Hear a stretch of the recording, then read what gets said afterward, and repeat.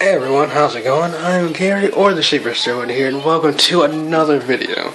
This is a video I thought about doing for a while now, and that would be ranking the Yu-Gi-Oh! Female protagonists from my least favorite down to my favorite. And the Yu-Gi-Oh! Franchise has a notorious history of not being able to handle their female characters, or at least female protagonists, too well. Granted, I do like all of them, but some of them just don't really... I don't know. Not all of them have been bad per se, but I don't even know where I'm going with this. Let's just get this over with. My top 5 favorite Yu-Gi-Oh! Girls from my least favorite down to my favorite. Number 5, Anzu Gardner from the original series. And yes, I'm using a contraction of her Japanese first name and her English last name. Deal with it. Anzu, or Taya for the Dub Watchers, is my least favorite female character, and it's not that I don't like her, because as a whole, she's a likable person. She's supportive of her friends, she's very kind, but as a character, she's just very bland to me. She's my least favorite because she's not really that important to the story, and she really doesn't do much. Now, I didn't read the Yu-Gi-Oh! Manga, so I might be missing something there. But overall in the anime, she didn't really add much to the story. She's Yugi's best friend, and at times in Season 0, she's kinda like his bodyguard. And you can see that these two are really close friends, but she didn't really have any moments that stood out or set her apart from your standard shonen anime female character, or let alone other female characters in Yu-Gi-Oh! She doesn't have an impressive dueling record. I mean, when you look at it, she is technically undefeated.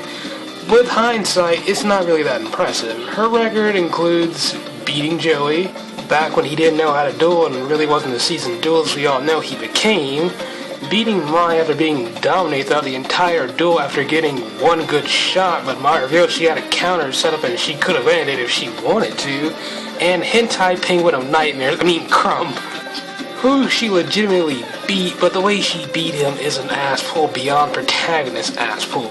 It's one thing to pull the right card at the right time when you need it, or pulling a card from thin air, or creating one card from another, but to take a card from someone else's deck who wasn't even participating in said duel, that's a whole other kind of ass pull right there.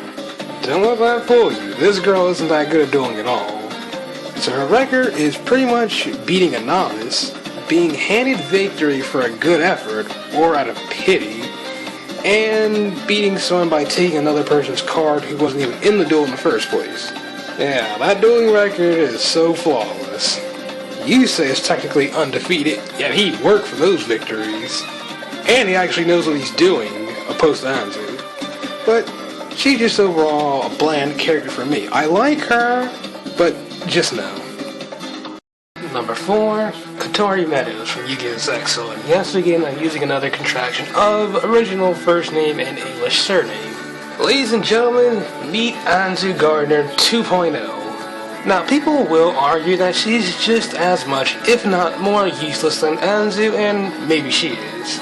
Anzu is my least favorite female lead because she literally couldn't do anything that stood out from other girls, and as far as being a competent duelist, even though Katori is no better as a duelist, and having an overall similar role to Anzu being Yuma's overall best friend slash cheerleader, the thing that set her apart from Anzu for me is that she can at least take a serious situation into her own hands. While Yuma, Shark, and Kaito were dueling Vector, Durbe, Mizou, and Sargos' lighthouse, the nameless Zexal entourage and her were in danger of being sucked into a black hole. Katori actually managed to take charge and guide them into escaping said black hole, so Yuma wouldn't have to decide to give up his numbers to Vector so he'd save them, assuming he would've. But then again, as Vector, he could have easily been lying through his teeth, or to just let them die. And she saved them. Like, holy crap, this daffodil actually did something pretty cool. Other than that, Katori really isn't anything special. She's just Yuma's morale boost, and a lot of times she didn't even need to be there. From what I've heard, her Japanese voice actor's contract was so ironclad she had to have a speaking role in at least once every episode. As a duelist, I've already said she's worse than Anzu. She had Icarus attack in a deck of fairy-type monsters. how is that gonna work? Just because they have wings doesn't mean they're a winged beast type monster. So Kotori, put the dual disc down and go home before you hurt yourself. One thing I actually found to be pretty funny about Kotori was in episode 85, I believe, of Zexal. And Yuma's being attacked by an army of Barian drones, and Shark, Rio, and Kotori go to rescue him. Shark and Rio, they have their cars ready, their D-pads, their D-gazers, they're ready to fight Barriers with Yuma, but Kotori, she just has a frying pan. You? Alright, sweetheart, what are you gonna do with that? This is Yu-Gi-Oh! You solve your problems by dueling, not with cooking utensils. You aren't Yuza who can go Street Fighter on a person whenever he wants to. One thing I hear people say to give Kotori some credentials is that how she's quote-unquote the only Yu-Gi-Oh girl to have gotten a guy by the end of the series. I mean, yeah, they do have a point. I mean, Kotori is definitely the first girl in the entire Yu-Gi-Oh series to get the guy in the end. And no other girl has ever come close to doing that, nor are they going to do that in the near future. Really, truth be told, the only thing Kotori has going for her is that she's cute. And then again, that's something that every female protagonist has going on. Number 3, Asuka Tenjin, the main heroine of GX and a step in the right direction from Anzu. Asuka, albeit still not that important to the story, she had vastly more potential than some of our other female leads. She didn't really develop much as a character, if not at all. As a duelist, she isn't bad. She's better than Anzu Kotori, that's for true. She's a decent duelist, but she doesn't really win any important matches. She only wins really one plot-related match, and that's in the beginning of GX. Every other win she manages to get is either against fodder, one-shot characters, or for gags. She beats Monjome in a gag duel, but she loses to him in a rematch that's a serious and plot-related one. Her Cyber Girl deck really isn't that impressive either. Hopefully, Arc 5 will change that, and she's also a damsel in distress a few times throughout the story as well. And also, to make things worse for her, she's the one female protagonist that actually fails in getting the guy. Close to the end of GX, she tries to tell Judai-kun how she feels about him, but the dunce is so clueless, he doesn't have the slightest clue to what she's talking about. Then again, he swore his love to whatever Yubel is, and we all know Yubel is an over-the-top yandere. Truth be told, Yoan had more of a chance of getting Judai than she did, and Yubel's more than questionable dialogue seems to help that case. Quite drastically, in fact. Number 2, Hiranagi Yuzu. The latest female protagonist, Hiranagi Yuzu, and man oh man is she something else. Yuzu is the perfect example of what a female protagonist should be. She isn't a weak daffodil who needs a protagonist to do everything for her like Kotori and Anzu. She's actually relevant to the story of Arc V, unlike Asuka, and who really wasn't that important in GX. Adding on to Yu's important, she has just as much important value to the story as Yuya does. Although she has gone downhill quite a bit, early on she was a strong female character, getting more screen time and actually doing more for the story than our actual main protagonist. But once you get to the Synchro Dimension, her importance starts to dwindle a bit, but she still is important. Yuzu goes back and forth between being an action girl and damsel in distress, but she's overall still a truly fantastic character who's actually done more for her series than Anzu, Kotori, and Asuka did put together. Dueling-wise, she's good. Great, even. Truth be told, Yuzu, in my opinion, is one of the most competent female duelists we've had in the entire Yu-Gi-Oh! Franchise. Her deck isn't that bad. Her OP Ace Bloom Diva is really good for her. This girl beat Yuya, our main protagonist of the Arc V series, although to be fair, Yuya was more focused on trying to perform a pendulum summoning, something he really didn't quite understand yet at that point in the story. Still, Yuzu has all the requirements to be an outstanding female character, and while she has cooled down a little bit since the series began, she's still a hot spitfire who's leagues above most of our other predecessors. And the best thing about her is, Arc 5 is still ongoing. She is already proven to be more than a cut above the rest, and the series still has a whole other year at the very least before it's over. Yuzu could very well claim the number one spot by the time Arc 5 is over. Number 1 is Zoiaki, or Akiza Zensky in the Devil, or as I personally like to call her, Akiza Zoi, since it's still a contraction of her English and Japanese name. Either way, the Black Rose Witch herself is Zoiaki. This girl here is an amazing character. When we're introduced to Akiza, she's a depressed, antisocial, and just as much of a stoic character as Yusei is.